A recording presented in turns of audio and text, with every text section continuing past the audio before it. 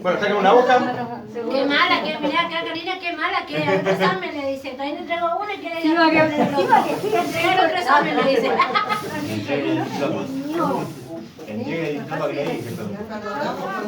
Sincero ahí. Por eso no la perdonamos. Y hasta ahí no va la Puse perdonamos. los 9 meses, Cari, y después ya vas a parir, ¿eh? ¿Qué dijo que sentía mal? ¿A quién le doy a Karina? ¿No crees? De leche. Chicos, ¿No, qué crees? todos tienen ya el próximo estudio. ¿Por eso arrancamos? No, con este no vamos a revisar, pero quiero saber si ya todos lo tienen. Acuérdense del tema de la hoja. ¿Sí? Que no sé por qué vino con un error. 50. Hasta el número 50, pueden ver que todo lo demás y dicen 50. Así que agarren con un lapicito y corríjanla, ¿sí? 51, 52, 53. 50-51 teníamos. Viste, son todos 50 y 51 nomás. No sé por qué un error así, bueno. Lo tenemos que corregir. ¿Alguno haya traído la hoja para entregarme? Como lo hizo Julia hoy. Muy bien, Julia. Muy bien. ¿Viste el nombre? Sí. Dale, después lo corregimos. No sé si la como la otra. Me va a saltar una cosa, pero me preguntan. No hay problema. Es fácil, igual que no es complicado.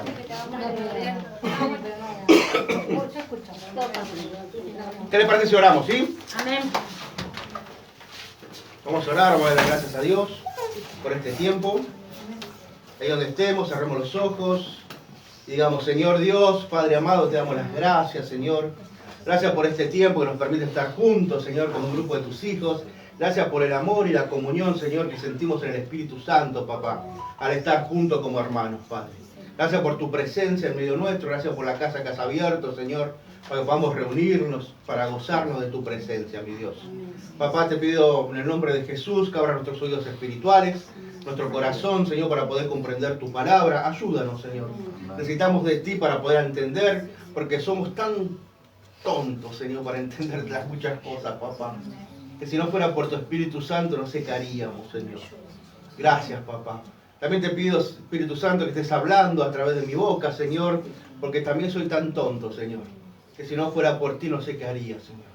Por eso, papá, declaramos tu soberanía sobre este lugar, mi Dios. Sobre nuestro corazón, sobre nuestras vidas, sobre todo lo que tenemos, Señor. Todos dependemos de ti, Señor. No hay nada mérito en nosotros, no hay nada bueno en nosotros, Señor, que no provenga de ti. Por eso te damos la gloria, la honra, te agradecemos por tu presencia con nosotros. En tu nombre, Jesús, te bendecimos. Amén, Señor. Gloria a Dios. Amén. Página 39. 38, perdón. Página 38 del estudio.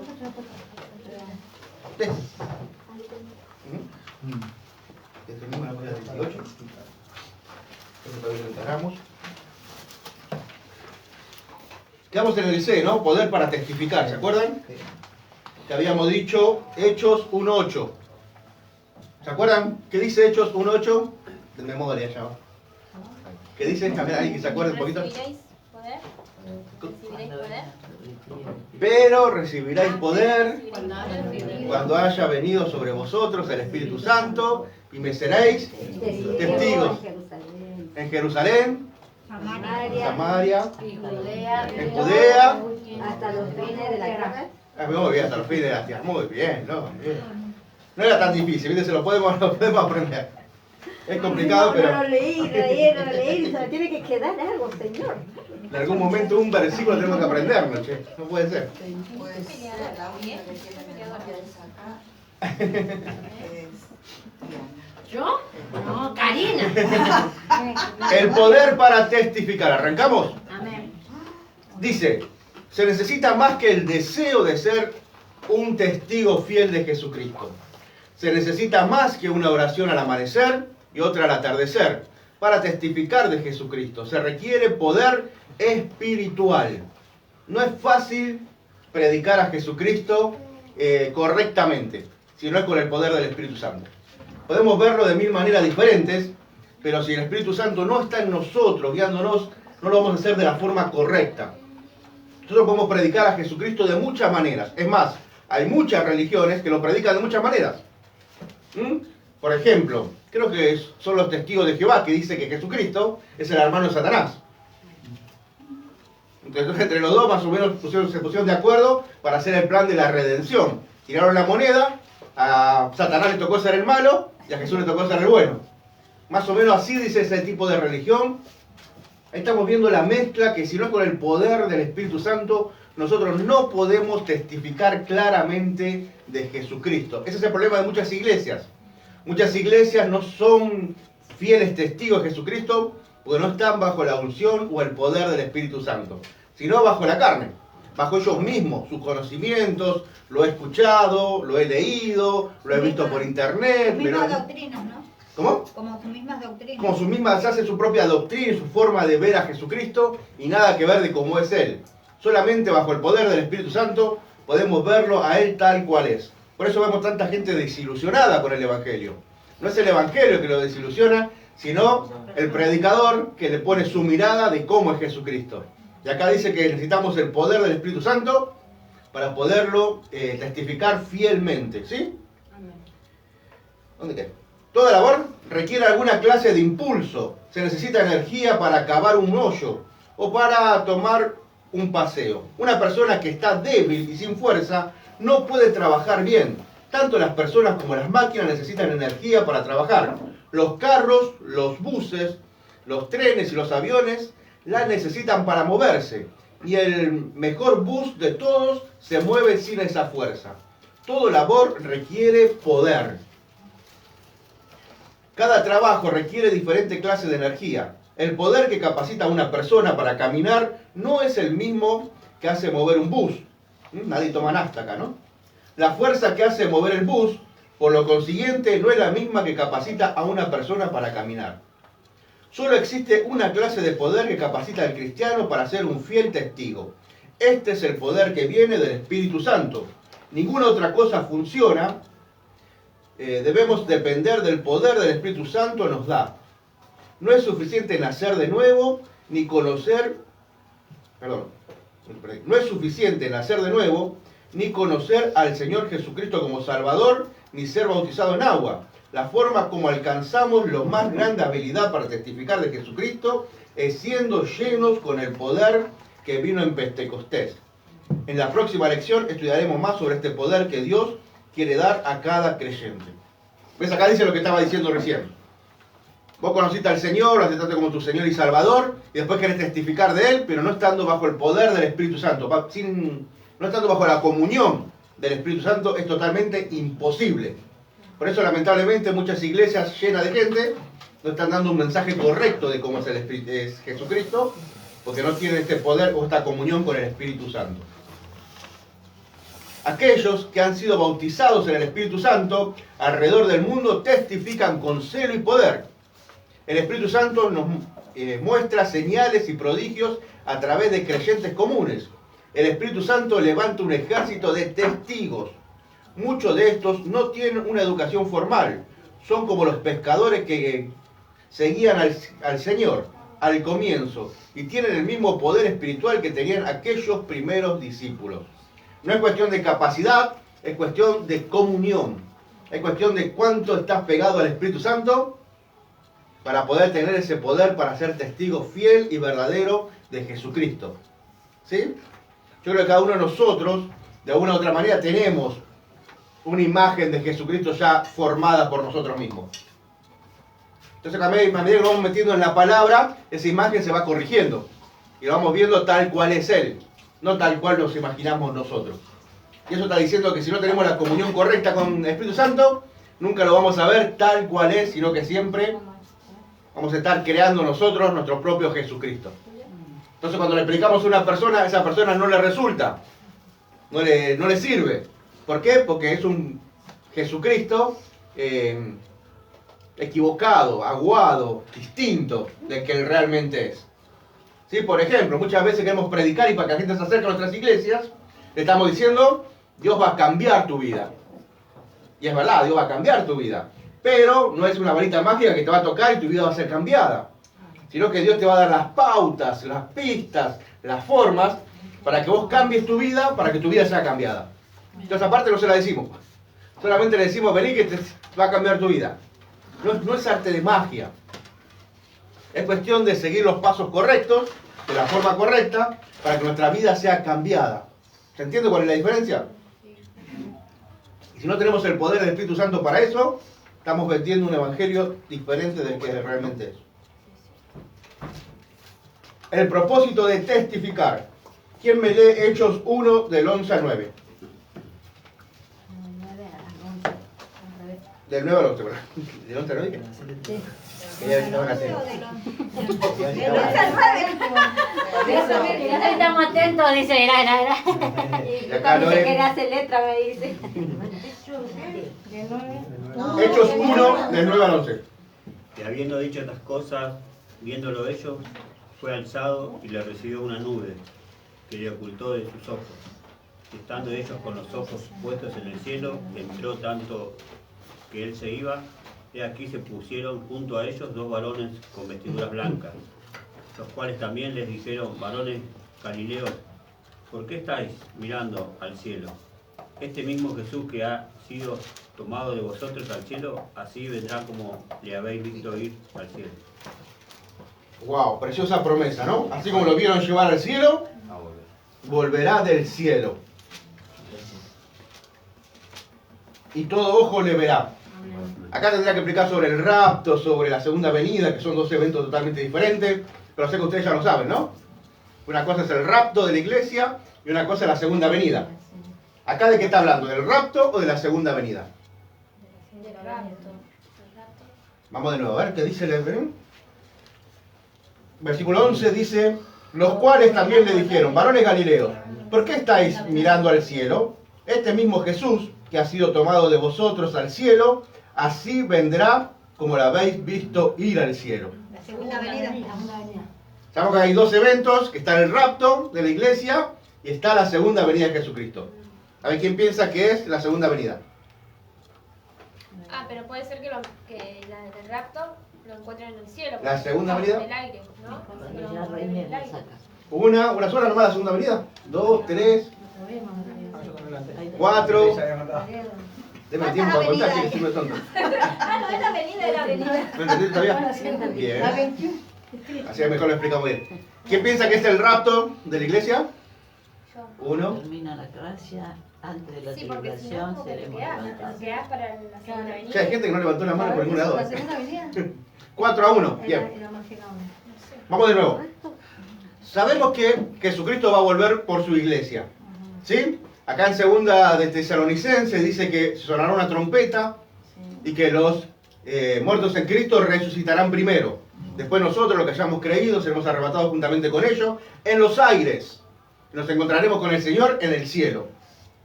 Esa es el rapto de la iglesia. Acá lo que está diciendo es que este mismo Jesús que ha sido tomado de vosotros al cielo, así vendrá como lo habéis visto ir al cielo. O sea que desde la tierra lo van a ver en el cielo. Así como lo están viendo irse, lo van a ver volver. Acá está hablando de la segunda venida de Cristo, no del rapto. Con el rapto no lo vamos a ver a Jesucristo. En el rapto va a sonar una trompeta y en un abrir y cerrar de ojos seremos todos arrebatados. Porque dice vendrá como ladrón en la noche. Como ladrón en la noche, que en el Uno medio... mira en la cama, uno se queda, otro se Entonces- queda en el campo, todo eso. Entonces en el camino vamos a ser transformados. Nuestros cuerpos mortales se convertirán en cuerpos celestiales. Eso va a pasar en el camino con los que estamos vivos. Ahora aquellos que ya han muerto, vendrán sus espíritus, sus almas, a buscar sus cuerpos. A la tierra se transformarán y irán volando también con cuerpos celestiales al cielo, esperando que pase la gran tribulación. La tribulación y la gran tribulación. ¿Entendieron ahora más o menos? Sí, sí. ¿Entendiste más o menos, Lore? Sí, sí, sí. Son dos eventos diferentes. En cambio, acá está hablando de la segunda venida. Pasan los 7 años, 3 años y medio de la tribulación, 3 años y medio de la gran tribulación. Y ahí mismo, cuando termina eso, que la última semana del libro de Daniel, ¿se acuerdan que lo vimos? De las 70 semanas. Cuando pase ese evento, ahí va a venir este versículo. Ahí todo ojo lo verá, como dice la palabra.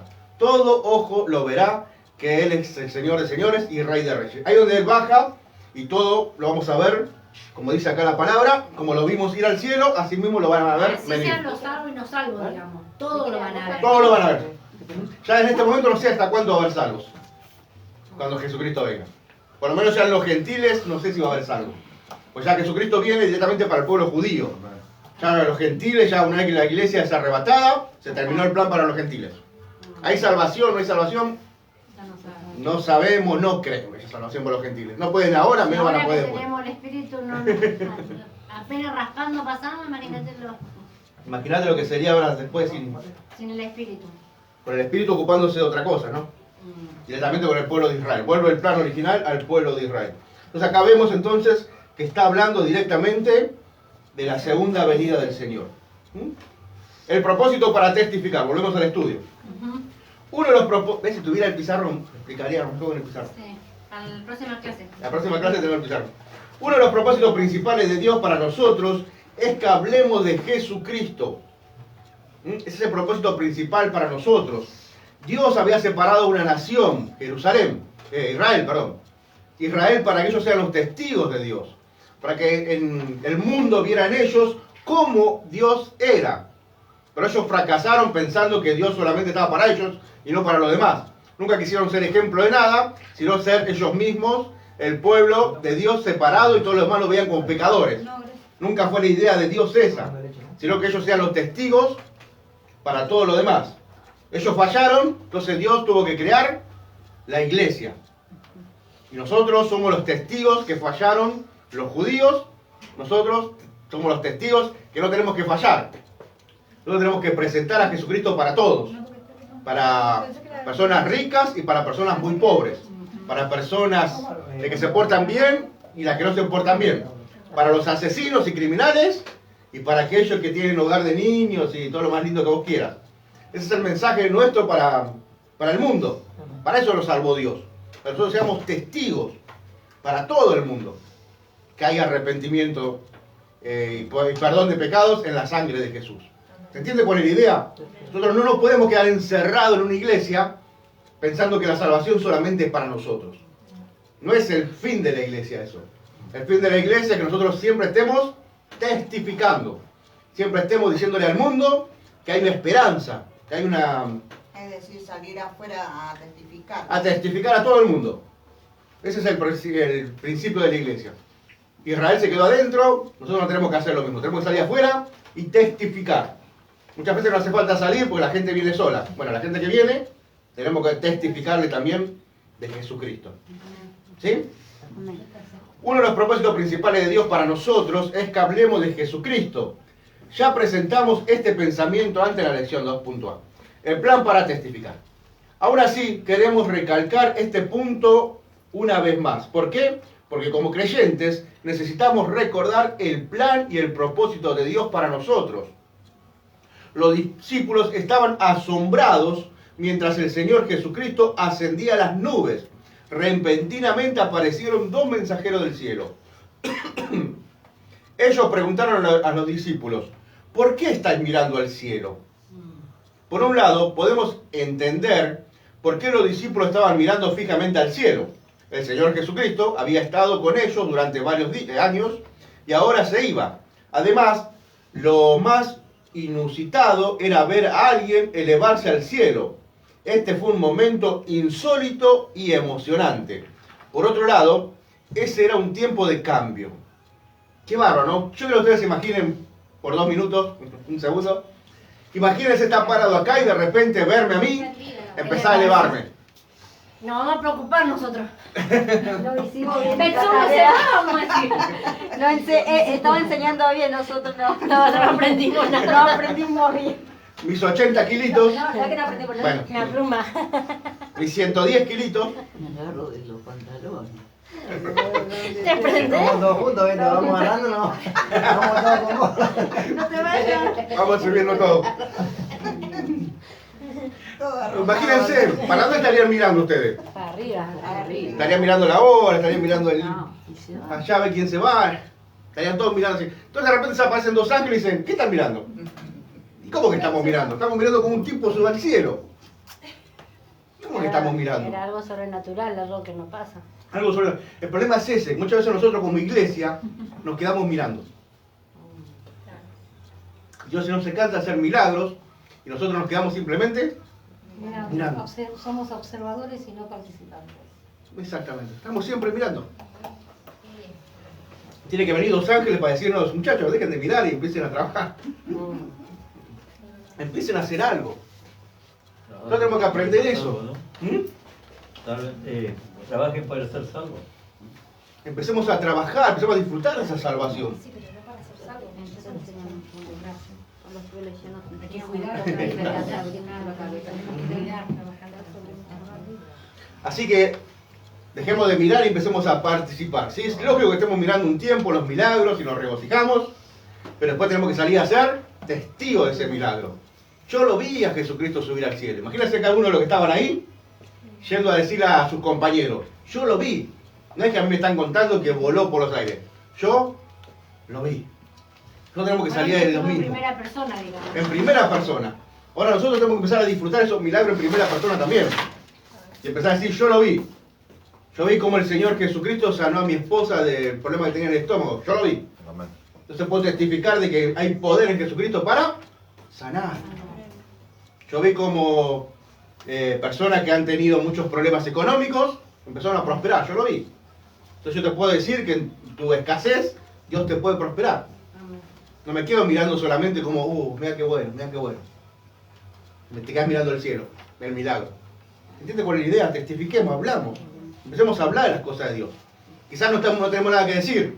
Entonces empecemos a pedirle a Dios que nos muestre cosas para que nosotros podamos empezar a testificar de Dios. Hay una parte, no me acuerdo en qué palabra está, que queremos ser voceros de Jesucristo. Claro, los voceros de Jesucristo. Para eso fuimos salvados nosotros, para poder proclamar las grandezas de aquel que nos llamó de las tinieblas a la luz admirable. Por un lado, podemos entender por qué los discípulos estaban mirando fijamente al cielo. El Señor Jesucristo había estado con ellos durante varios años y ahora se iba. Además, lo más inusitado era ver a alguien elevarse al cielo. Esto fue un momento insólito y emocionante. Por otro lado, ese era un tiempo de cambio. Así es que ellos no debían haberse quedado mirando a lo alto. ¿Por qué? El Señor les había comisionado a ir a toda la tierra. Los llamó a predicar, no a mirar a las nubes. Él no les ordenó fijar la mirada en el cielo, sino compartir el mensaje de esperanza al mundo perdido. Su mirada debía haber estado hacia afuera, no hacia arriba. Por eso los ángeles le dijeron, ¿por qué estáis mirando al cielo? ¿Ven? Cristianos, tengan cuidado. No gasten su tiempo pensando en lo que está arriba de cada uno. Más bien use su tiempo ayudando a los que están a su lado. Su parte es testificar a otro de Jesús. No malgaste su tiempo haciéndose preguntas acerca del cielo, de la profecía o de los tiempos y las sazones. Hechos 1:7. No deje que preguntas acerca de lo que está arriba o adelante se interponga en su propósito de ayudar a los que están a su lado. Hay una labor para hacer en el poder del Espíritu Santo. El propósito de Dios para nosotros es que seamos testigos. Recuerden el orden de los 4 eventos. Primero, el Señor Jesucristo ascendió al cielo. Este evento se llama ascensión.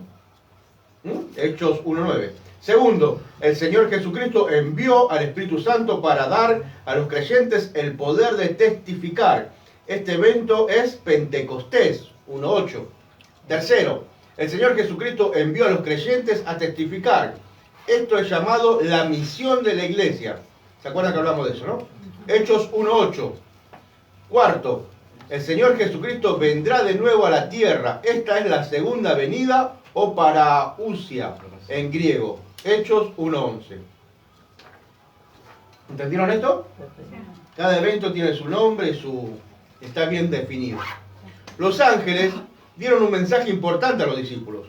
Este mismo Jesús que ha sido tomado de vosotros al cielo, así vendrá como lo habéis visto ir al cielo. Pero antes de su regreso, el Espíritu Santo debe descender a los discípulos, salir al mundo a hablar de Cristo.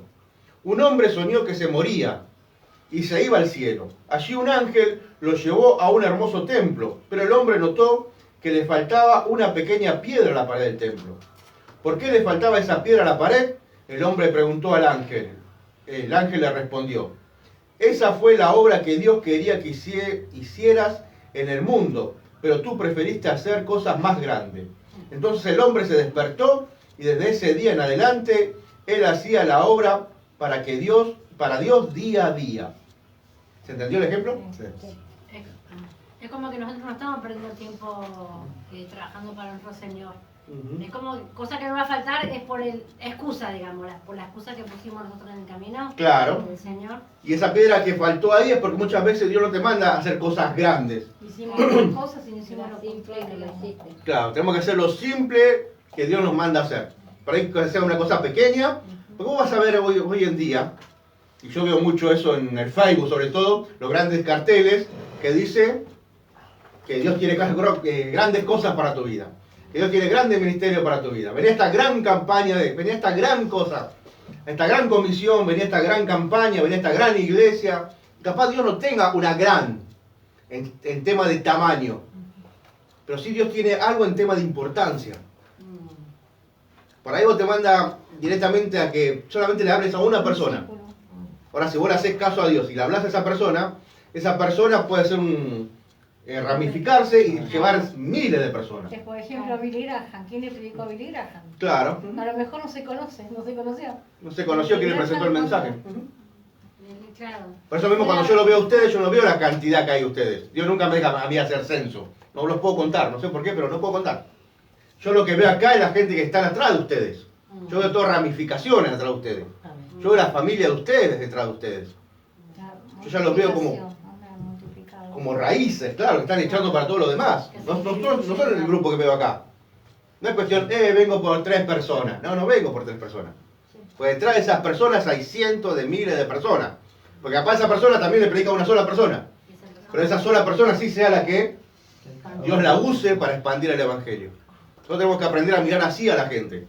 No es cuestión de perder el tiempo como que tengo uno solo y le estoy enseñando uno solo. No. Porque ese solo, detrás ahí, así mira a Dios. Si no, no entendemos por qué Jesús eligió 12 nada más. Claro. De los 12 somos millones ahora. Claro. Entonces él tenía la mirada correcta. Él enseñó a 12. Si vos decís, si hay 12 personas, realmente no te alcanza ni para pagar el alquiler. No tendríamos que salir a alquilar con 12 personas, no puedes pagar un alquiler. Pero Jesucristo le puso todas las pilas, todo su ministerio, a esas 12 personas para que hoy en día nosotros podamos llegar a conocer a Dios. ¿Se entiende cuál es la idea? Sí, claro. Por eso de eso está hablando acá. Por más pequeño que sea, si Dios nos lo manda a hacer, lo tenemos que hacer. Si no lo manda, no. Gracias. Porque la falta de la fe, ¿dónde le quedé? ¿Un miembro no? No. Cumpla fielmente en hablar a otro de usted, no, más arriba. Entonces el hombre se despertó y desde ese día en adelante él hacía la obra que Dios día a día. Cristiano, parte del trabajo que Dios tiene para usted en este día es ser un testigo. Cumpla fielmente en hablar a otros lo que usted ya sabe acerca del Señor Jesucristo, aun si no es a un grupo de gente, sino a una sola persona a quien debe hablarle. Acá está lo que decimos, que es una sola persona, vale la sangre de Jesucristo, acuérdense. Un miembro de una iglesia estaba profundamente molesto y habló con el pastor. Yo no puedo entender qué representa el tercer dedo del pie de la bestia de Daniel 2:42, dijo el preocupado creyente. El pastor, sonriendo, le hizo 2 preguntas. ¿Usted entiende que Jesucristo regresará a la tierra algún día? Sí, repuso el creyente. ¿Y usted entiende que solamente aquellos que recibieron a Jesucristo como su Señor, como su Salvador, irán al cielo? Sí, respondió. Entonces usemos nuestro tiempo tratando de testificar a los perdidos en vez de preocuparnos por saber el significado de los dedos de la bestia, dijo el pastor.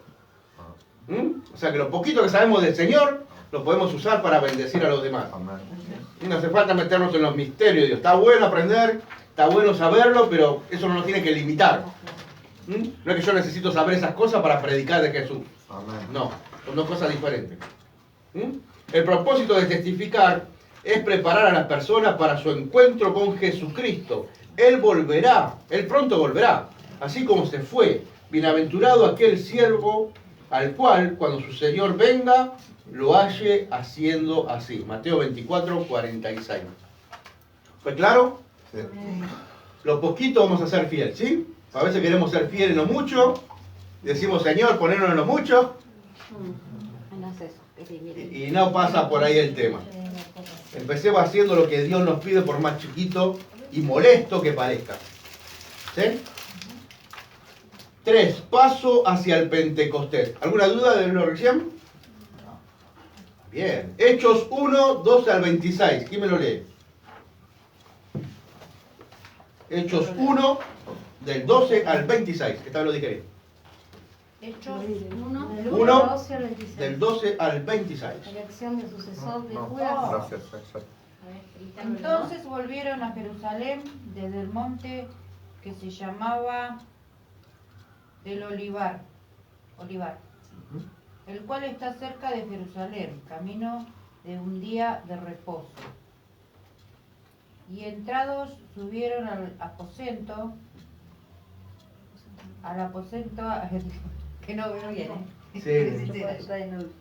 Yo tampoco. aposento alto, donde moraban Pedro y Jacobo, Juan, Andrés, Felipe, Tomás, Bartolomé, Mateo, Jacobo, hijo de Alfeo, Simón, el celote y Judas, hermano de Jacobo. ¿Hasta dónde? Hasta el 26. Ah, ¿querés que lo siga yo, Juli? Sí. ¿Sigo yo? Todos estos perseveraban unánimes en oración, ruego con las mujeres y con María, la madre de Jesús, y con sus hermanos. En aquellos días Pedro se levantó en medio de los hermanos, y los reunidos eran como 120 en números, y dijo: varones, hermanos, era necesario que se cumpliese la escritura, en que el Espíritu Santo habló antes por boca de David acerca de Judas, que fue guía de los que prendieron a Jesús, y era contado con nosotros, y tenía parte en este ministerio. Este pues, con el salario de su iniquidad, adquirió un campo, y cayendo de cabeza, se reventó por la mitad, y todas sus entrañas se derramaron. Y fue notorio a todos los que habitantes de Jerusalén, de tal manera que aquel campo se llama en su propia lengua Aceldama, que quiere decir campo de sangre. Porque está escrito, el libro de los Salmos, sea hecha desierta su habitación, y no haya quien more en ella, y tome otro su oficio. Es necesario, pues, que de estos hombres que han estado junto con nosotros todo el tiempo que el Señor Jesús entraba y salía entre nosotros, comenzando desde el bautismo de Juan hasta el día en que de entre nosotros fue recibido arriba, y uno sea hecho testigo con nosotros de su resurrección. Y señalaron a dos, a José llamado Bersabás, que tenía por sobrenombre Justo, y a Matías. Orando dijeron: tú, Señor, que conoces los corazones de todos, muestra cuál de estos dos has escogido. Hasta ahí, no, hasta 26 era, ¿no? 26, dos más. Para que tome la parte de este ministerio, apostolado, de que cayó Judas por transgresión para irse a su propio lugar. Y les echaron suerte, y la suerte cayó sobre Matías, y fue contado con los 11 apóstoles. Muy bien. O sea que Matías ocupó el lugar de Judas. Ahí lo decidieron, Matías ocupó el lugar de Judas. Del versículo 12 dice: entonces volvieron a Jerusalén, desde el monte que se llama del Olivar, el cual está cerca de Jerusalén, camino de un día de reposo. O sea que ellos estaban ahí mirando a Jesús, que se estaba yendo por las nubes. Los ángeles le dicen: ¿para qué lo miran? Vayan, hagan lo que tengan que hacer. ¿Y ellos qué fueron a hacer? Ellos empezaron a obedecer lo que el Señor le había dicho. Si vamos al versículo 4 de Hechos 1, dice: y estén juntos, les mandó que no se fueran de Jerusalén, sino que esperen la promesa del Padre, la cual le dijo: oíste de mí. O sea que lo primero que hicieron los discípulos, después de mirar al cielo como se estaba yendo, ¿qué fue? Obedecer. Empezaron con la obediencia a lo que el Señor les había dicho. Directamente se fueron para Jerusalén a esperar ahí la promesa del Padre. ¿Se entiende eso? Es importante entender que lo primero que nosotros tenemos que hacer siempre es obedecer. Estoy perdido, estoy desanimado, estoy de mal humor. ¿Qué tengo que hacer? Obedecer. Es sencillo. Estoy desanimado, no tengo ganas, me estoy arrastrando con mi ánimo. ¿Qué tengo que hacer? Obedecer. Estoy en pecado, me caí en esta, otra vez en lo mismo. ¿Y qué tengo que hacer? Obedecer. Obedecer. Nosotros podemos entender que lo principal de todo está en la obediencia. Siempre vamos a volver al camino correcto.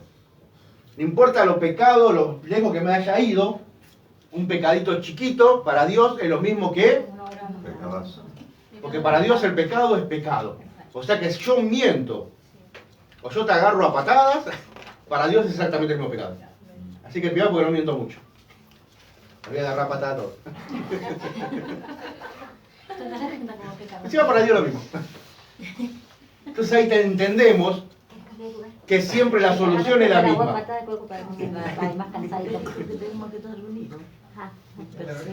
Siempre tenemos que estar y entender lo mismo.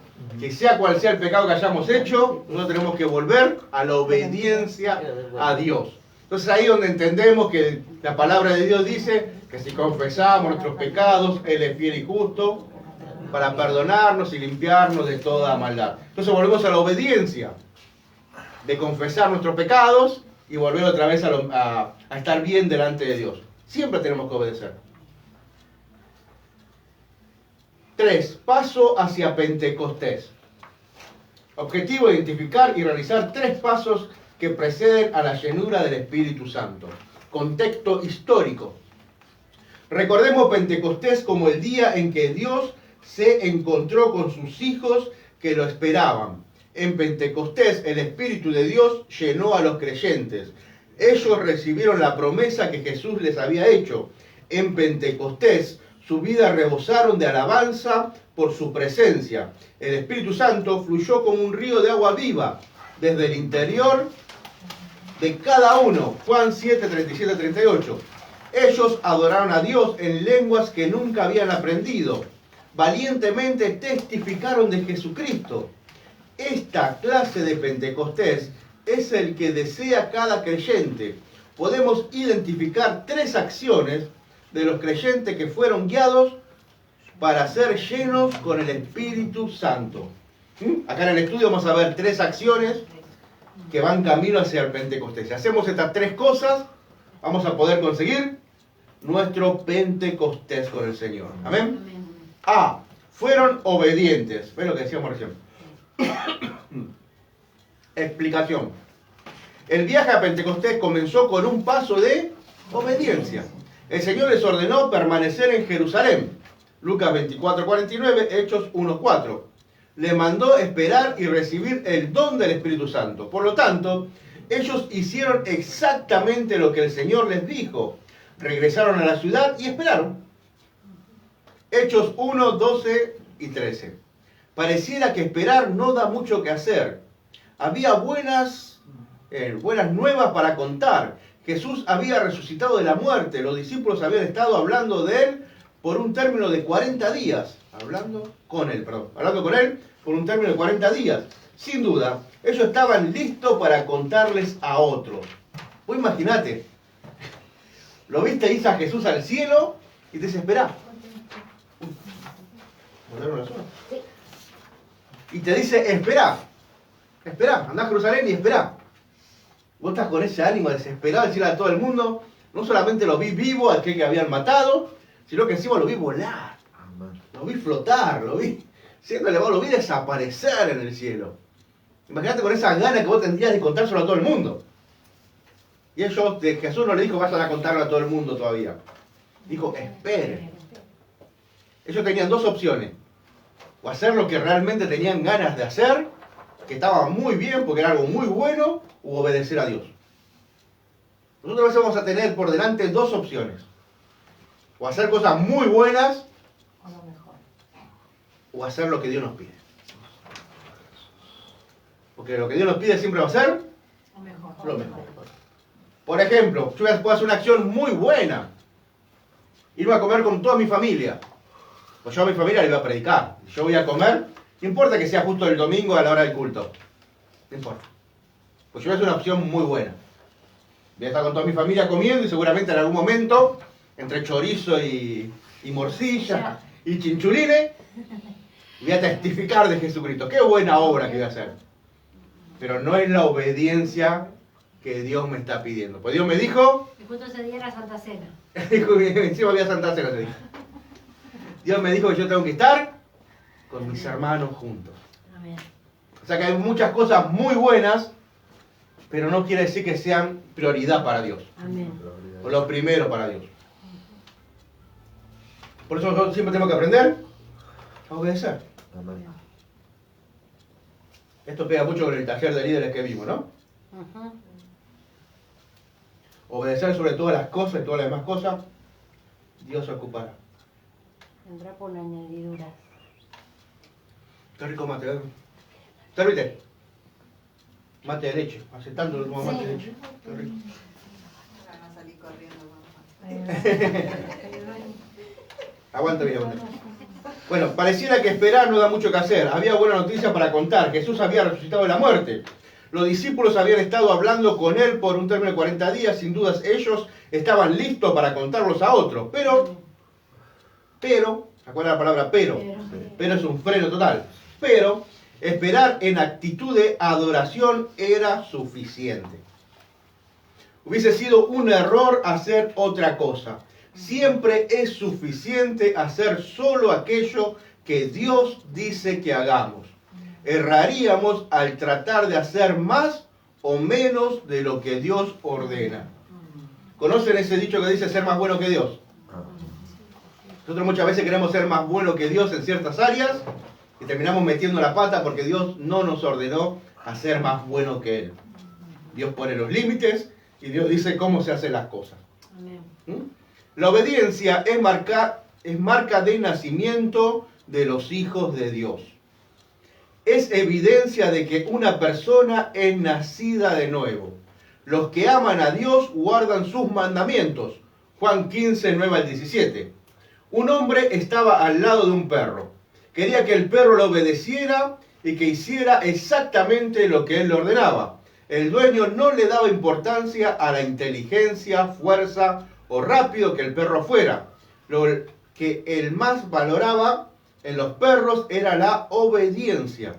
Ahora había llegado la hora de la prueba. El perro estaba al lado del dueño.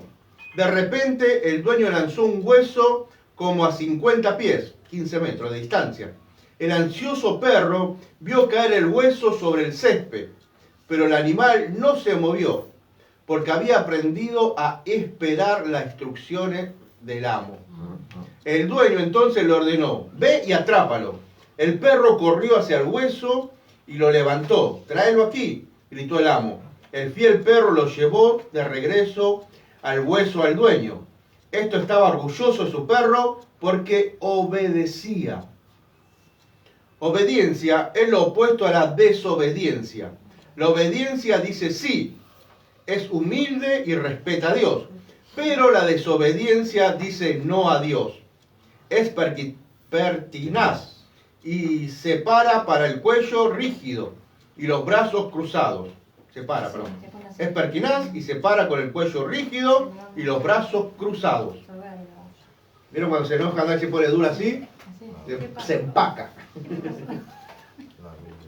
Ve a varios con brazos cruzados. No. No en este momento, en este momento. Estela estaba hablando de Estela. Y unos cuantos con brazos cruzados. Son malos, che. Che, que me pierdo. Brazos cruzados. La Biblia dice que éramos desobedientes antes de llegar a Cristo. En ese tiempo éramos hijos de Satán y de la desobediencia. Efesios 2, 1 y 2. Busque en una concordancia la palabra desobediencia. Es una palabra enlazada al pecado, a la vergüenza y al juicio.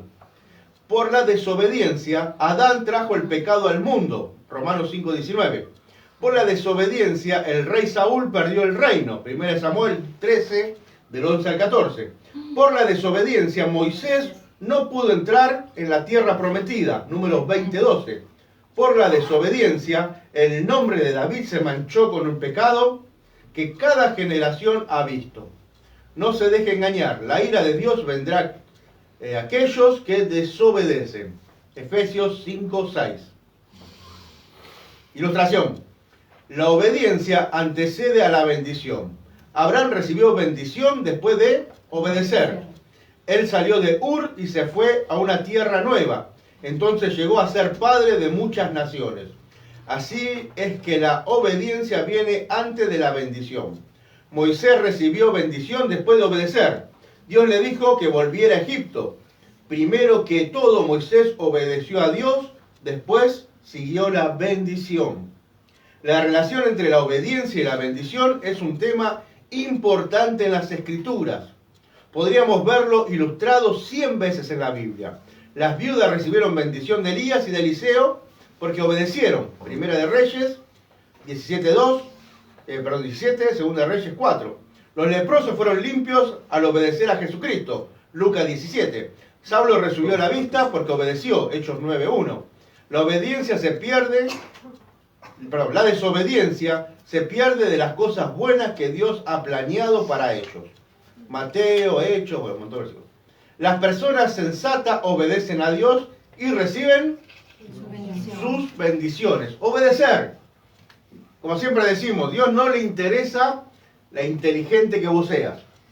Dios no le interesa lo fuerte que vos seas. A Dios lo único que le interesa es cuánta obediencia hay en vos. Tenemos que aprender a obedecer al Señor sobre todas las cosas. ¿Sí? Amén. Y a sus autoridades delegadas. Amén. Que son los que transmiten la obediencia de Dios.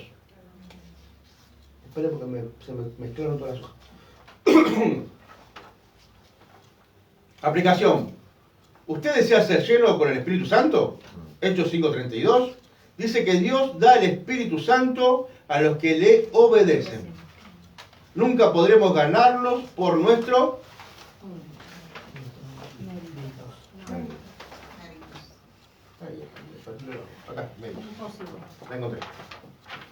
méritos. Las bendiciones de Dios. O sea que Dios no es cuestión de lo bien que vos te portes para que Dios te bendiga. No es cuestión de cuánto ayunes, cuánto ores o cuánto te consagres para que Dios te bendiga. Pues te aseguro que si vos querés ayunar, hay unos monjes allá tibetianos que ayunan 100 días creo que por año. No sé cómo hacen. No sé si vos querés orar mucho, están los hindúes que se sientan debajo del árbol Bodhi, están días ahí sentaditos orando. Nosotros no contamos ni media hora. Ni media hora, no. No es cuestión de cuánto yo mérito pueda meter para conseguir la bendición de Dios. La única forma que nosotros podemos conseguir la bendición de Dios es obedeciendo. Parece fácil, parece sencillo, pero cómo nos cuesta, porque la obediencia a Dios significa bendición. Entregar nuestra voluntad. Tenemos que empezar a entregar nuestra voluntad a la voluntad de Dios y que Dios haga lo que Él quiera. Pero nos cuesta mucho, porque nosotros que pensamos que somos nuestro propio dueño. Nosotros pensamos que nosotros mandamos. Y acuérdense, nosotros no mandamos, nosotros somos siervos, somos esclavos. Y solamente estamos para obedecer, estamos para servir. Y acá viene todo el taller de líderes de nuevo. ¿Se acuerdan de Agar con Abraham? Sara le dijo, che Agar, quiero que te acuestes con mi marido porque quiero tener un hijo. Y Agar, ¿qué le dijo? No, es un viejo. No, que no es lindo. No se parece a Robert Redford. ¿Qué hizo Agar? Obedeció. No que le gustara al viejo, sino que tuvo que obedecer por obediencia. Porque si no, Sara tenía el poder de mandarla a matar. ¿Se acuerdan de Raquel y Lea? Sí. Con Bila y la otra mujer, no me acuerdo. Bueno, una era Bila, la otra era Sila. Bila y Sila, con las esclavas de ellas dos, también se acostaron con Jacob para tener descendencia, porque sus amas lo mandaron. Ahí te das cuenta el concepto de siervo que nosotros acá en el occidente no lo tenemos. Acá pensamos que siervo es alguien lindo al cual tenemos que servir. Y no es así. Siervo parte de la base de que una persona esclava que no tiene ningún tipo de derechos a nada. Pero a nosotros nos cuesta muchísimo hacer algo así. Mientras que pensemos que tenemos derechos, nunca vamos a poder obedecer realmente a Dios. Nunca. tengo derecho porque está lloviendo y no lo voy a hacer porque está lloviendo. Y cuando Dios te dijo, tenés que hacerlo.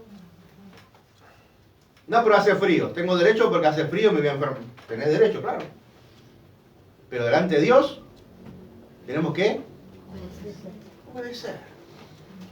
Bajar el copete, como decía mi abuelo. Bajar el copete, que tenemos muy alto gallito. Bajar el copete y empezar a obedecer.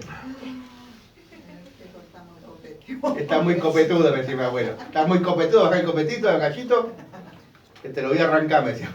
Que tuviéramos a alguien que no dice en la iglesia, creo que todos no bajarían el copete.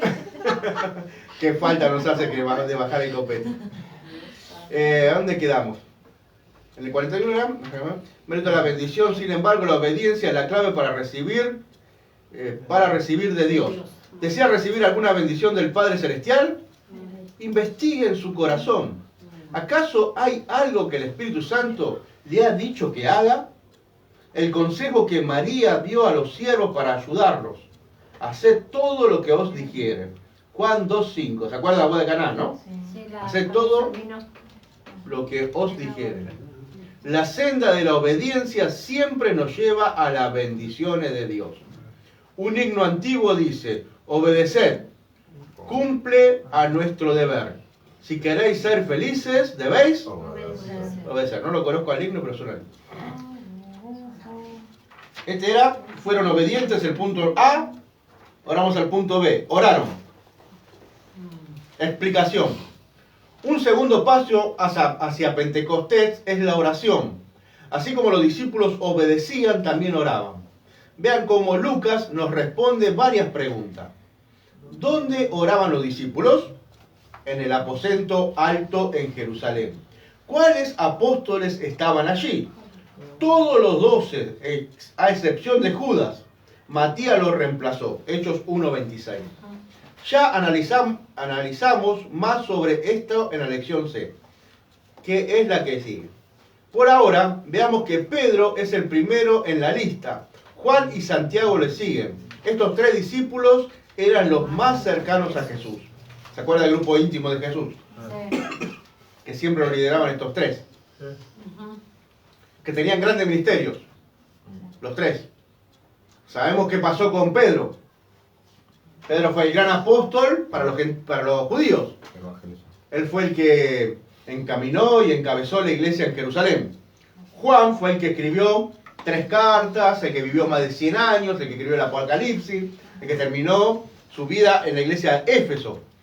Y es el discípulo que más años vivió, hasta el año 100 dice que vivió.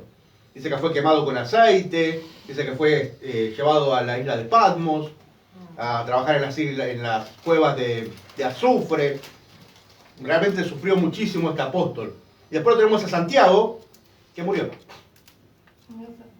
Ahí apenas empezaba el ministerio, murió. Eso nos muestra la grandeza de los ministerios. A veces pensamos, oh, qué gran ministerio que tengo yo.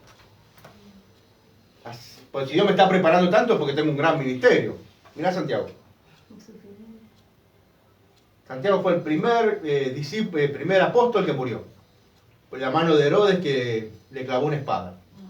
O sea que ahí vemos como ese concepto tan nuestro de grandes cosas, grandes ministerios, qué grande. No tiene nada que ver con Dios. Dios no ve las cosas así. Dios puede usarte a vos para hacer grandes cosas, o usarte a vos para hacer lo pequeño, esencial, lo que Él quiera. Eso tiene que estar en nuestro corazón. Que Él haga lo que Él quiera. Yo estoy acá para hacer su voluntad, no para hacer cosas grandes ni para hacer cosas pequeñas. Para hacer su voluntad.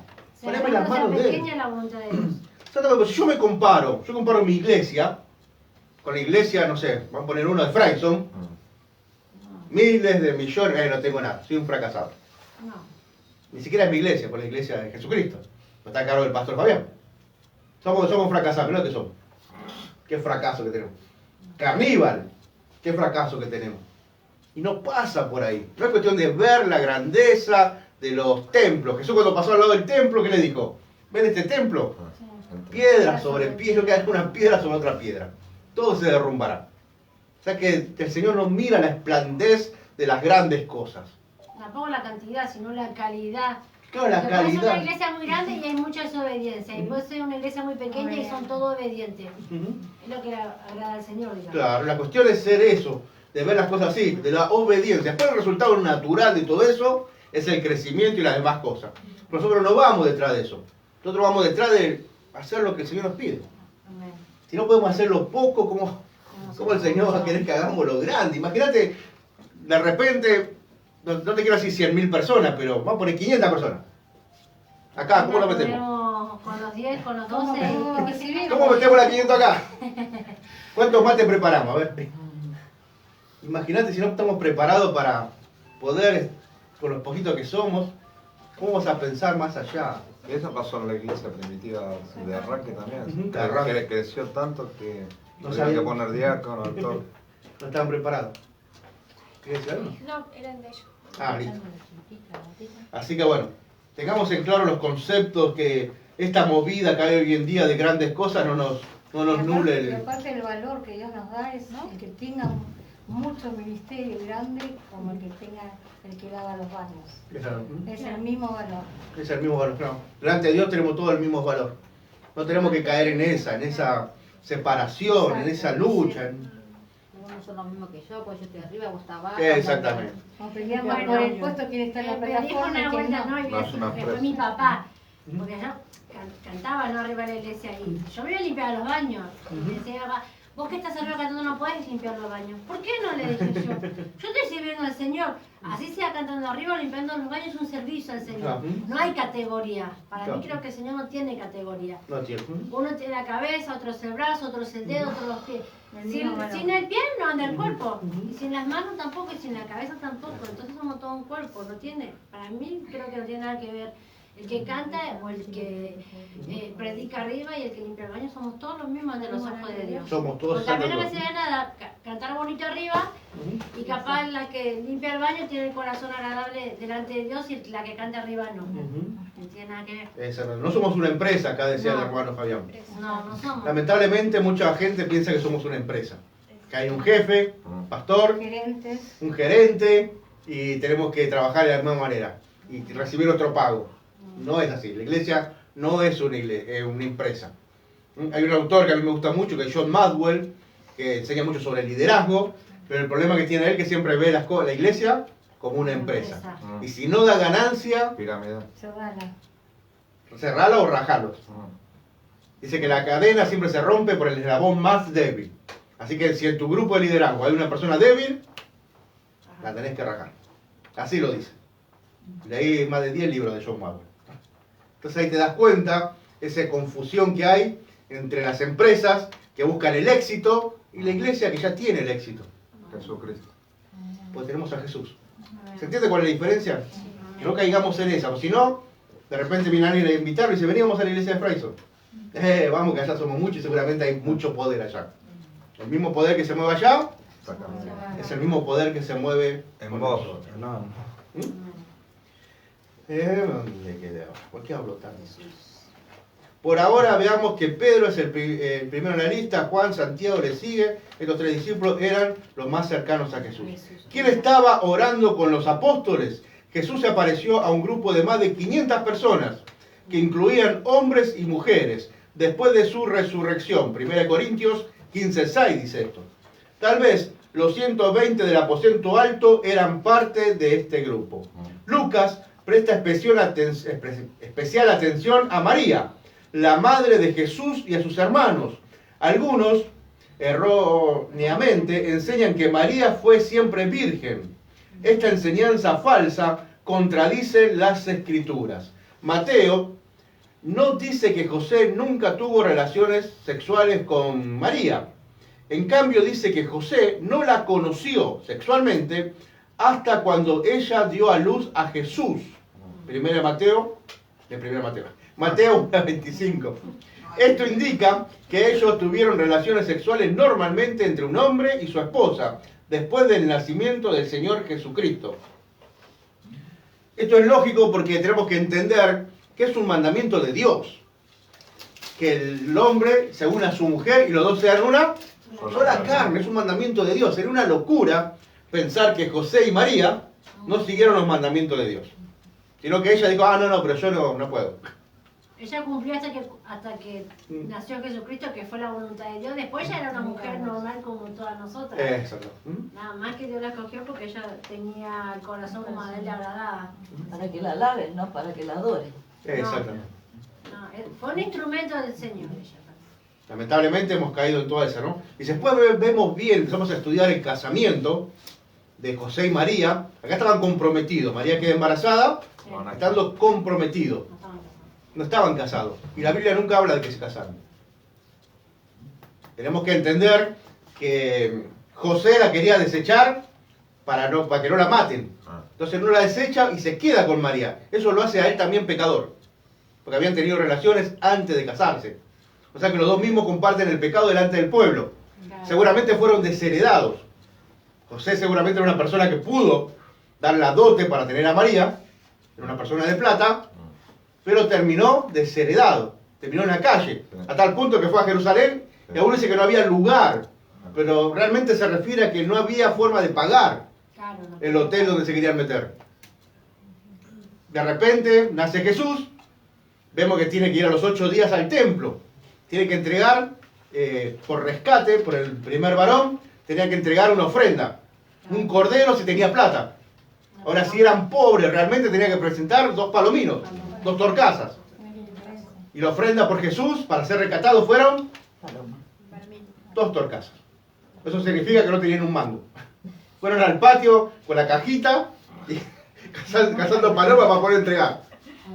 ¿Se entiende cuál es la idea? No es cuestión de que acá vemos a María y qué bueno es María, qué bueno es María, pero tenemos que entender a José también. José, haciéndole caso a Dios, perdió todo. La herencia, perdió su reputación, perdió todo. No le importó, no le importó nada, al Señor, sino que le siguió siendo fiel a Dios. Obedeció. ¿Entiende cuál es la idea? Bien. María fue una mujer más buena. Ahí nos quedamos. María fue una mujer más buena aún de lo que los falsos maestros dicen que fue. Ella fue una buena esposa para José. Ninguna mujer saludable es buena si rehúsa continuamente tener relaciones sexuales con su esposo. Aquellos que dicen que María nunca tuvo relaciones sexuales con José, la deshonran. Ella fue una buena esposa. La Biblia da los nombres de varios de sus hijos. Estos fueron los hermanos de Jesús. Marcos 6:3. Ellos no creían en él antes de su muerte en la cruz. Juan 7:5 dice eso. Pero un tiempo después creyeron. Claro, se le apareció. Jesús se apareció a sus hermanos, Jacobo, después de la resurrección. 1 Corintios 15:7. Jacobo y Judas, los hermanos del Señor, llegaron a ser líderes de la iglesia en Jerusalén. Ellos fueron los que escribieron la carta. Jacobo es el que escribió la carta de Santiago y Judas es el que escribió la carta de Judas. Los hermanos del Señor. Y ahí están todos los versículos. Ellos fueron tantos hermanos del Señor como hijos de María. Qué gozo saber que si creyeron en Jesucristo después de la resurrección, ellos estuvieron en la reunión de oración que los llevó a Pentecostés. ¿En qué manera oraron? Lucas dice que oraban constantemente, es decir, que ellos estaban en actitud de oración. Pablo se refiere a esto como orar sin cesar. 1 Tesalonicenses 5:17. Su oración constante se efectuaba en el aposento alto y en el templo. Lucas 24:53. Acuérdense que ellos tenían que ir 3 veces al templo a orar. O sea que aparte de ir 3 veces al templo a orar, si bien lo del templo lo sacaban volando muchas veces, ellos se reunían en el aposento alto que estaban más tranquilos. Hay una historia divertida acerca de un concurso donde se iba a decir quién podía recibir quién podría decir el mejor el Padre Nuestro. Cada uno tenía que decir el Padre Nuestro sin detenerse. El ganador recibiría un caballo. El primer concursante empezó bien, pero cuando iba a la mitad de la oración preguntó, ¿y también me darán la rienda? Así fue que perdió, porque se detuvo a la mitad de la oración. Algunas veces nos distraemos en otras cosas cuando estamos orando. La oración constante debería ser una forma de vida del creyente. Esta clase de oración consiste no solamente en hablar, sino también en escuchar a Dios. También incluye peticiones con gemidos, Santiago 5:16, Romanos 8:26. Pero también tiene gozo y alabanza. La oración puede ser tan intensa que se llega a sudar con grandes gotas de sangre, Lucas 22:44. Pero también la oración debe ser muy silenciosa, tranquila y sosegada. Orar significa estar en contacto con Dios. Significa ser consciente de Dios y sensible a Él durante el día. Algunas veces, como Adán y Enoc, oramos mientras caminamos con Dios. Había un predicador que le gustaba preguntar a la gente, ¿estás orando ahora? Dios no nos pide que estemos todo el día gimiendo en oración. Toda la oración constante es posible para aquellos que aprenden a orar con pasión y con paz. ¿Verdad? El hecho de la oración en todo momento. Cuando estamos lavando los platos, cuando estamos cocinando, también cuando estamos arrodillados, cuando estamos comprando. Siempre estar con a Dios presente en nuestra cabeza y en nuestra boca, en nuestro corazón. Algunos creen que porque Dios puede hacer todo lo que Él quiera, no necesitan orar. Pero la Biblia enseña que debemos orar constantemente. Debemos preguntar, buscar, tocar y escuchar. Entonces Dios hará lo que Él quiera y cuando Él quiera. Lo importante que es la oración. C. Basaron sus creencias en la Biblia. ¿Se acuerdan? La A era, fueron obedientes. La B oraron. Y la C, basaron sus creencias en la Biblia. Explicación. Los primeros discípulos creyeron que la Escritura era la palabra de Dios. Téngase en cuenta lo que Pedro dice cuando se para en el aposento alto antes del Pentecostés. Varones hermanos, era necesario que se cumpliese la Escritura en lo que el Espíritu Santo habló antes por la boca de David, acerca de Judas, que fue guía de los que prendieron a Jesús. Hechos 1:16. Pedro dice que el Espíritu Santo habló a través de David. Como creyente, nosotros basamos nuestra fe en la Biblia y lo colocamos a un más alto nivel que a los humanos. La Biblia es nuestra guía a Dios y al cielo. Vea lo que los apóstoles dijeron respecto a la autoridad de las Escrituras. Toda la Escritura es inspirada por Dios y útil para enseñar, para redarguir, para corregir, para instruir en justicia, 2 Timoteo 3:16. Entendiendo primero esto, que ninguna profecía de la Escritura es de interpretación privada, porque nunca la profecía fue traída por voluntad humana,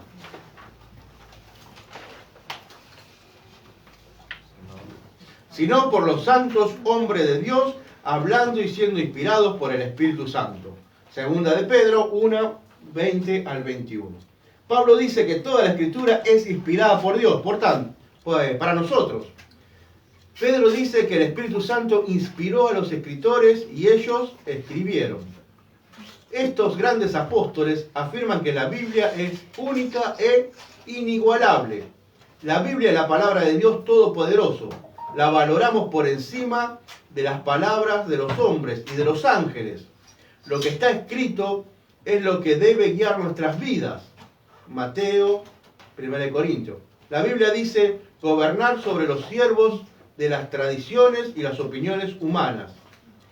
La Biblia debe gobernar sobre los siervos de las tradiciones y las opiniones humanas. O sea que la Biblia para nosotros es palabra de Dios y es la única guía de fe y práctica. Es lo que a nosotros nos guía siempre. Está por encima de todas las cosas, todos los pensamientos y todas las acciones. Nosotros tenemos que tener cuidado en darles el lugar a la Biblia. Lamentablemente muchas veces le damos el primer lugar a nuestras experiencias personales. Y nosotros pensamos que nuestra experiencia personal va por encima de la Biblia. La Biblia dice, por ejemplo, que tenés que amar a tu enemigo. Pero vos, personalmente, con experiencias personales, sabés que amar a tu enemigo es imposible. Porque lo tenés acá. Porque no sabés lo que me hizo. No sabés cómo me trata. No sabés cómo me insulta. No sabés cómo me pelea. No sabés cómo esto. No sabés cómo lo otro. Entonces mi experiencia personal, yo la estoy poniendo por encima de la Biblia, si no le estoy haciendo caso a lo que la Biblia dice. Si yo no estoy amando a mi enemigo, y lo odio, quiere decir que mi experiencia personal está por encima de lo que dice la palabra de Dios. No diga que la palabra de Dios es la guía para tu vida. La guía para tu vida es tu experiencia personal.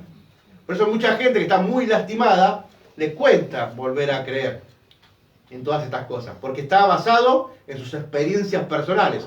Todos los pastores son unos chantas. Todas las autoridades de la iglesia son todos iguales. Entonces mi experiencia personal está por encima de la Biblia, que dice que yo me tengo que someter a mis pastores. Que me dice que yo tengo que orar por mis pastores. Que yo tengo que darle la autoridad que merecen, el honor que merecen. No son todos chantas. Ella empieza a elevarse mi experiencia personal por encima de lo que dice la palabra de Dios. Que hay muchos chantas, hay muchísimos. Pero a pesar de eso, mi vida está basada en lo que dice la Biblia y yo voy a hacer lo que la Biblia dice. Orar por ello, someterme a ello y todo lo que la palabra de Dios dice. ¿Se entiende cuál es la idea? Que así puede pasar en cada cosa. La mujer respeta al marido. ¿No sabes lo que es mi marido? ¿Cómo lo voy a respetar? Si no sabes lo que es. ¿Está bien? Tu experiencia personal, otra vez, la Biblia dice respetar a tu marido, someterte a tu marido, pero tu experiencia personal empieza a chocar. ¿A quién le vas a hacer caso? ¿A lo que dice la palabra de Dios o a tu experiencia personal? A tu experiencia personal. Porque te duele. Si vos no estás dispuesto realmente a obedecer a Dios, nunca vas a hacer lo que la Biblia dice. Siempre tu experiencia personal va a estar a la altura y la va a pisotear. O sea que primero, para poder obedecer lo que la Biblia dice, tenés que rendir tu voluntad a Dios. Una vez que rendís tu voluntad a Dios, vas a ver cómo vas a poder hacer lo que la Biblia dice. Hasta que no rinda tu voluntad a Dios, la Biblia va a ser un libro más. Porque tu experiencia personal la va a pisotear. Por eso no te resulta el Evangelio. Porque la Biblia no es tu guía de vida, son tus experiencias personales. Y todas las hemos pasado mal. Todos en algún momento de nuestra vida, alguna cosa, hemos perdido a alguien nos ha traicionado, alguien nos clavó un puñal por la espalda, alguien nos endeudó, alguien nos robó, alguien jugó con nuestros sentimientos. Todos la pasamos mal en algún momento. Pero si dejamos que mi experiencia personal gobierne mi vida, voy a terminar toda mi vida llorando, resentido con todo el mundo. Y ese no es el corazón que Dios quiere en nosotros. Dios quiere un corazón que esté dispuesto a obedecer su palabra. Por más que vaya totalmente en contra de mi experiencia personal. Una vez te fue mal, no quiere decir que siempre te va a ir mal. No le creas a Satanás que te está diciendo, esto es así y es así porque vos lo viviste así. Mi papá me pegó y vivió pegándome, así que a mí no me pidas que yo honre a mi padre y a mi madre. No. La Biblia dice, honra a tu padre y a tu madre. Sea lo que sea. Sea lo que haya sido. No te dice, honra a tu padre si es bueno o es malo. Pero mi experiencia personal choca contra eso. Por eso mismo estamos tan lastimados y tan dolidos. Por basar nuestra vida en experiencias personales y no en la palabra de Dios. Cuesta un montón. Porque primero tenemos que rendir nuestra voluntad a Dios y después vamos a poder hacerlo. Si no, es imposible. ¿Entendió? Gloria a Dios. ¿Por qué hablé tan duro? El vientre es manso y menso. Tenemos que ser tan mansos que parezcamos mensos. Es cierto. ¿Dónde queda? Acá. La Biblia dice que era necesario nombrar a alguno que reemplazara a Judas. Judas fue un apóstol escogido por Jesús. Él tuvo parte en el ministerio, Hechos 1:17. Aún él recibió la promesa hecha a los 12 apóstoles de que se sentaría en 12 tronos. Lucas 22, 29 y 30. Pero, así como Esaú, Judas perdió su herencia. Fue un traidor, un desertor espiritual. Salmo 69, 25, Hechos 1, 16 y 20. Él nos recuerda que es necesario permanecer en la fe. Aún los apóstoles pueden fallar. Pablo sabía esto y enseñó que solo aquellos que permanecieran en la carrera podrían ganar el premio del cielo. 1 Corintios 9, 24 y 27. Judas cayó tan bajo como un humano puede caer. Siendo un apóstol, pasó a ser un pecador perdido para la eternidad. Por lo tanto, se necesitaba nombrar a alguien que se sentara en el trono que iba a corresponder a Judas. Judas se suicidó. Esto significa que lamentablemente lo que había hecho, lamentaba lo que había hecho, pero no se arrepintió. ¿Y cómo murió? Mateo nos dice que Judas se ahorcó. Mateo 27, 1 al 10. Lucas dice que las entrañas de Judas se derramaron en un campo. Tanto Mateo como Lucas nos da un cuadro completo del suceso. Muchos maestros de la Biblia piensan que Judas se colgó en la orilla de un precipicio. Más tarde se rompió el lazo y tal vez la rama, así como Judas se cayó y se reventó. El campo había sido comprado a su nombre con el dinero que él devolvió en el templo. ¿No es asombroso? Un día una persona desea algo con todas sus fuerzas que hasta puede matar por esto, pero al día siguiente esta misma persona se suicida por la forma como consiguió realizar su deseo. El pan caliente que Satanás le ofrece se convertirá en cenizas en su boca. Pregunte a Adán, a Baal, a Cam, a Sansón, a Ananías, a Judas. Lo que Satanás te ofrece nunca es bueno. ¿Fue apropiado la elección de Matías para reemplazar a Judas? Es común hacerse dos preguntas. Primero, ¿el método que usaron fue el adecuado? Hechos 1:26. Una forma muy común de hacer una elección en el Antiguo Testamento era echar suerte. ¿Se acuerdan que echaron suerte? No sé si habrán tirado la moneda, no sé qué habrán hecho. Los discípulos usaron este método porque aún no habían sido llenos con el Espíritu Santo. Sin embargo, después de Pentecostés, nunca más se volvió a usar dicho método. A lo largo del Nuevo Testamento, los creyentes pedían la dirección del Espíritu Santo. Segunda, ¿eligieron adecuadamente escoger a Matías? Algunas personas creen que Pablo era el apóstol que debía ocupar el lugar de Judas. En efecto, Pablo fue un gran apóstol para los gentiles. 9:12, Hechos 9:12. No hubiese parecido correcto ponerlo a él en un trono para juzgar a los judíos. Pablo nunca se consideró parte de los 12 apóstoles. 1 Corintios 15, 7 y 8. Lucas escribió 30 años después del Pentecostés. Él fue buen amigo de Pablo. Si Pablo hubiese sido el indicado para reemplazar a Judas, Lucas nos lo habría comentado. Pablo no era calificado para ser uno de los 12. No fue un testigo ocular del ministerio, muerte y resurrección de Jesucristo. Hechos 1, 21 y 22. En el Antiguo Testamento, Dios obró a través de las 12 tribus. En el Nuevo Testamento, Jesús obró por medio de los 12 apóstoles. El Espíritu Santo inspiró a Lucas para contarnos cómo reemplazaron a Judas. Matías fue el apóstol apropiado para esto. Hechos 6:2, él aún forma parte de los 12. Pero a medida que estos 12 fieles murieron, nadie los reemplazó. La Biblia no enseña que cada apóstol debía ser reemplazado al morir. Judas sí lo fue porque su alma se perdió. Cuando Santiago, el hermano de Juan, murió, nadie lo reemplazó. Hechos 12:2. Él resucitará de nuevo para sentarse en su trono. ¡Wow! Acá tenemos la gran contraversión que siempre tenemos hoy en día sobre los nuevos apóstoles. Que hay muchos apóstoles nuevos por ahí levantándose, diciendo que son apóstoles de Jesucristo, que fueron llamados por él. No sé en qué momento lo vieron, o caminaron en su ministerio esos 3 años y medio. Tiene más de 2000 años esa persona. Mirta Legrand. Apóstoles sería solamente Capaz Mirta personas Legrand. que Jesús dice, ¿no? Es llamado por Jesús. Esos son apóstoles. Los que se llaman apóstoles no.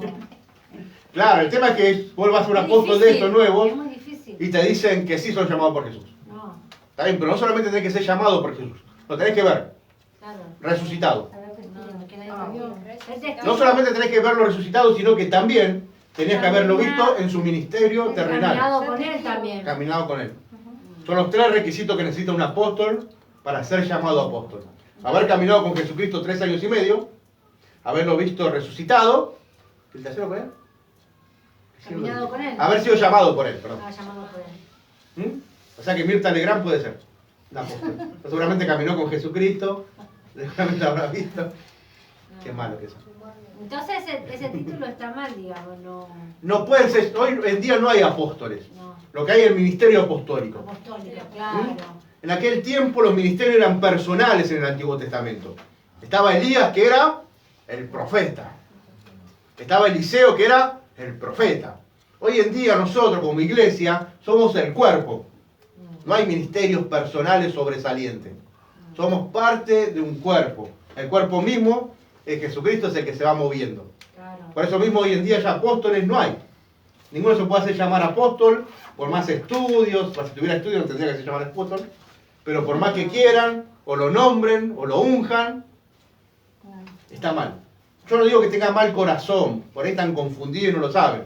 Hay otros que sí tienen mal corazón, porque al apóstol hay que darle mucha plata, que están detrás de la plata. Le gusta tener poder, tiene mucho poder, hace llamarse santo. Sí. ¿Y el que tiene el ministerio apostólico, cómo tiene que llamarse? A mí me gusta el Señor en el ministerio apostólico. A mí me gusta el Señor en el ministerio de profecía. Yo no soy profeta. A mí me gusta el ministerio de profecía. Y si es mujer, tiene que decir, a mí me gusta el Señor en el ministerio de profecía. Soy una profetisa. Porque el Señor me usa en el ministerio de profecía. No que soy un profeta, siendo mujer, una locura. Ahí hay algo que no está bien, problema de identidad de género. Hoy en día hasta las mujeres se llaman profeta. Apóstol también. Claro, la apóstola. La Biblia dice profetiza a la mujer. Profetiza la mujer. O sea que ahí tenemos identidad de género ya metido dentro de la iglesia. Cuando una mujer se hace llamar profeta. Entonces profetiza. Tendrá que ser profetiza. Pero lo que puede ser, o como realmente tendría que ser, es una persona usada en el ministerio profético. No es un profeta. Es una persona usada en el ministerio Para profético. no ponerse uno adelante, sino ponerlo a Dios. Claro, porque todos ahora somos parte del cuerpo. La profecía más segura es la Biblia. En la Biblia. Y antes, como no estaba escrita, escuchaba la voz de Dios. Y profetizaba. Vamos, ya terminamos. ¿Qué hora es, che? Terminamos el libro, ¿eh?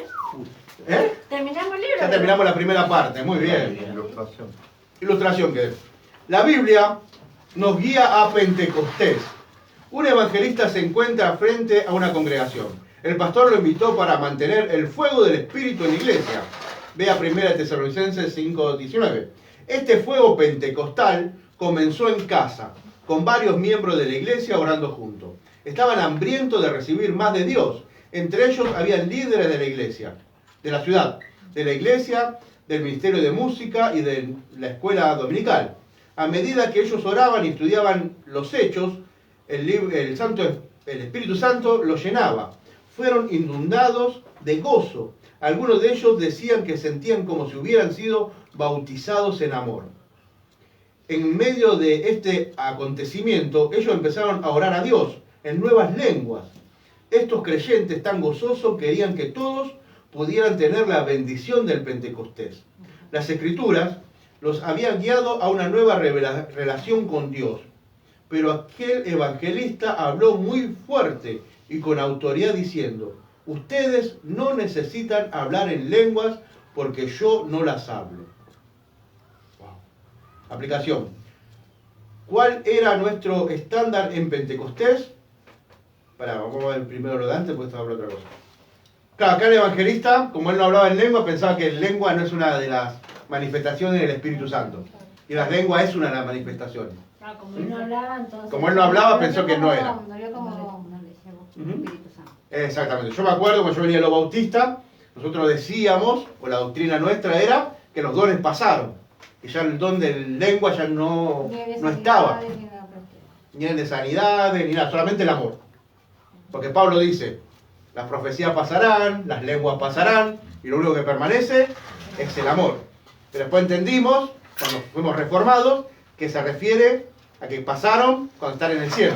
Cuando estemos en el cielo, las profecías pasarán, no hace falta más profecía, las lenguas pasarán, pues todos hablaremos un lenguaje celestial, y el que quedará permanente es el amor siempre, pues estaremos con Dios. ¿Se entiende cuál es la relación? Hoy en día, ya las iglesias bautistas aceptan el don de lengua, muy pocas, que sean muy conservadoras, que no lo acepten, pero bueno, ya lo empezaron a aceptar y a ver de otra manera, ¿no? ¿Cómo? Hay más renovados que conservadores. Claro, ya no quedaron más conservadores. Quedaron un poco. Encima mi pastor venía de los hermanos libres. Uno de los primeros, Lorenzo. Lorenzo, claro, ahí en Adroé. El primero. Impresionante. A eso se refiere esa parte de la ilustración que no me gustó mucho. Aplicación, y terminamos. ¿Cuál será nuestro estándar para Pentecostés? ¿Usaremos las Escrituras o algún líder humano como nuestro estándar? Hechos 2 dice que todos los 120 fueron llenos y empezaron a hablar en lenguas. Hechos 2:4. Es importante permitir que las Escrituras nos guíen. ¿Por qué? Porque los líderes tienen sus limitaciones. Eso es lo que hablamos. Ellos pueden dirigir solamente en las áreas que conocen, pero las Escrituras son la palabra de Dios. Cuando nosotros las seguimos, Dios nos dirige. Oremos para que todos los líderes sean guiados en las Escrituras. Estamos de acuerdo en dar honra a quienes lo merecen, Romanos 13:7, pero debemos obedecer a Dios antes que a los hombres, Hechos 4:19. En Apocalipsis leemos que esto dice el Dios Todopoderoso. Muy bien, hasta acá llegamos entonces. ¿Alguna duda sobre esto? No. ¿Quedó todo claro? O sea que lo que decíamos recién, tenemos que ser guiados por la palabra de Dios, no por las personas. Las personas nos pueden guiar un poco, pero nos pueden guiar hacia la palabra de Dios, no hacia sus experiencias personales. Pues yo si hubiese venido un par de años antes a este lugar, te hubiese dicho que el don de lengua no existe. Y te hubiese dado 1000 de motivos. Pero yo te tengo que llevar a la palabra de Dios y vemos que la palabra de Dios dice otra cosa. ¿Entiendes cuál es la diferencia? Que algún hombre te quiere llevar para un lado que no es la palabra de Dios, que vaya solito. Yo me quedo clavado, plantado en lo que dice la palabra de Dios. Le guste a quien le guste. Porque las cosas que dice la palabra de Dios no es para que te gusten, para aplicarlas, sino es para aplicarlas, para que te corrijan, para encaminarte, para transformar tu vida. Y si tu vida tiene que ser transformada, significa que hay cosas en tu vida que estás haciendo mal. Ahora, si vos no dejás que la palabra de Dios transforme tu vida, vas a seguir haciendo las cosas las tuyas. ¿Y cómo va a ser tu resultado? Malo. ¿Cómo estás ahora? Hay gente que viene llorando, toda gente dolida a la iglesia, y vos le decís, es fácil lo que tenés que hacer. Tenés que hacer esto, esto, esto y esto. Nada más. Se van a la casa enojadísimos porque lo juzgaste. Porque no lo entendiste.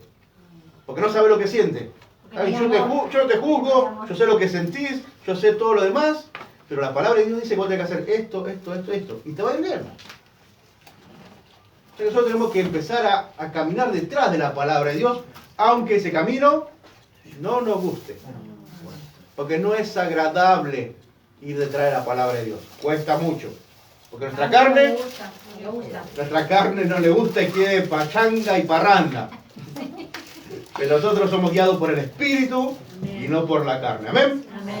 Gloria a Dios. A ver. No tengo el examen yo acá. ¿Tiene examen esto? Viene atrás. ¿Esta para el próximo? Ya se quieren escapar. Ya se quieren, ¿viste cómo son? Ya lo guardaron. Me pusieron candado todo.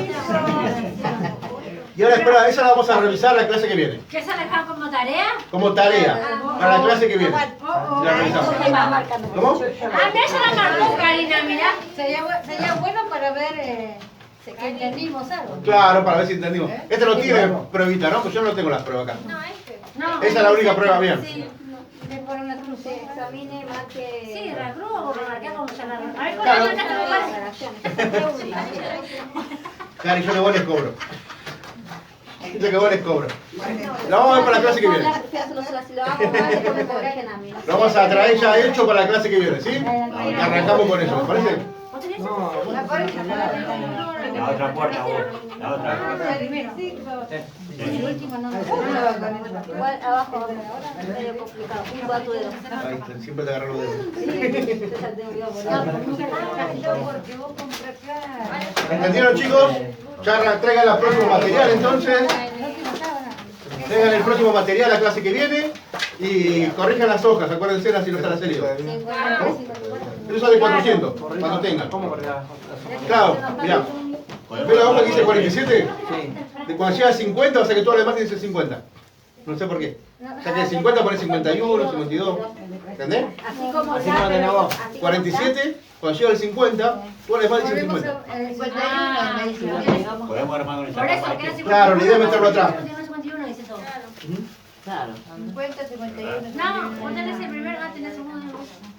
Fíjate que después todo el... Antes de ¿Viste todo el 51? marcarla, poner y marcarla y atrás, Charlie. acá abajo está bien. Pero va así como está, ¿no? Claro, así como va. Ahí está. Así como va.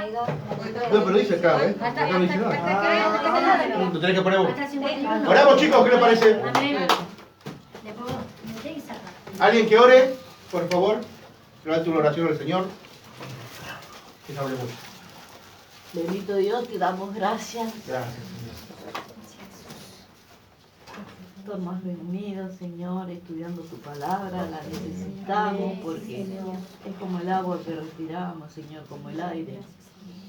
Sin ti no somos nada y queremos ser a tu imagen y semejanza. Padre, ayúdanos a negarnos a nosotros mismos, a día acercarnos más, Señor, a orar constantemente. Cuando más necesitamos, estemos bien unidos, Señor, a tu presencia, a cada hermana, a cada hermano, que nos ayuda, nos levanta los brazos. Señor, gracias por tu cuerpo, porque está elegido y preparado, formado, a través de tu palabra que nos corrige, nos instruye, nos capacita, nos limpia. Tu palabra es todo, Padre. Por eso bendecimos la inspiración que tuviste para escribir la Biblia, para que hoy en día nosotros podamos vivir de acuerdo a tu divina voluntad. Padre, tomando autoridad y poder en el nombre de Jesús de Nazaret, ato toda fuerza espiritual de maldad que venga en contra de nuestra familia, en contra de tu iglesia.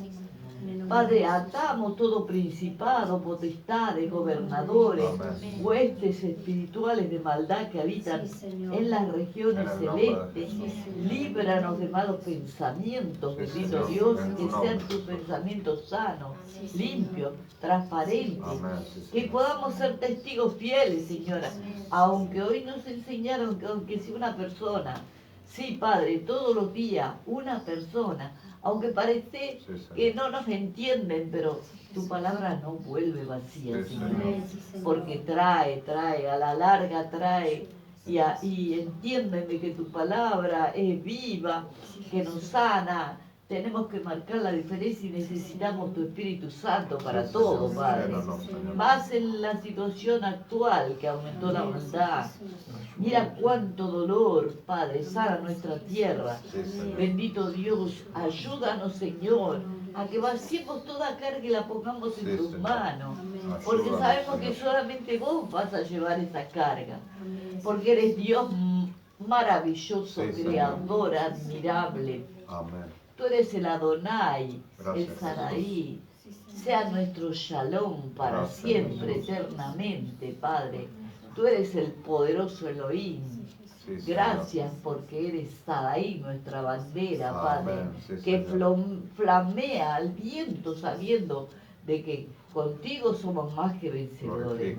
Te doy toda la gloria, la honra y la alabanza y de santas bendiciones para tu iglesia, para cada uno, Padre. Llénalos con tu fuego, Padre, para que podamos hacer tu voluntad. Gracias, Padre. Gracias, Hijo. Gracias, Espíritu Santo. Amén. Amén. Gracias, Dios. El domingo 10 de la mañana, no se olviden que tenemos culto, que tienen los pastores. Así que estén acá, por favor. ¿Sí? Dios los bendiga. Estamos bien. No hay Santa Cena. Todavía no es el mes que viene.